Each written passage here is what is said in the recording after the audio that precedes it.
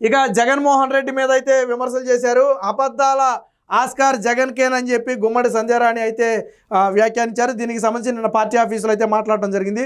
దాచుకోవడం దోచుకోవడం ఆయన నైజం, కూటమి ప్రభుత్వమై దుష్ప్రచారం సిగ్గుచేటని చెప్పి చెప్పడం జరిగింది.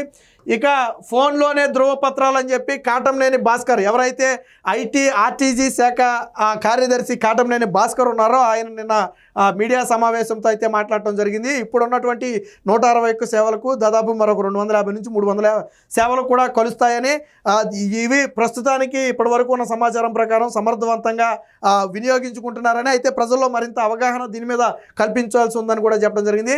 ప్రతి పౌరుడికి డిజీ లాకర్ సదుపాయం కల్పిస్తాం. వాట్సాప్లోనే అన్ని పత్రాలు డౌన్లోడ్ చేసుకోవచ్చు. డేటా అనుసంధానంతోనే పౌరులకు మెరుగైన సేవలు.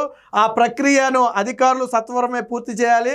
ప్రతి శాఖలో కూడా చిప్ డేటా టెక్నికల్ అధికారిని నియమించాలని చెప్పి నిన్న కాటంనేని భాస్కర్ అయితే ఆదేశాలు ఇచ్చారు.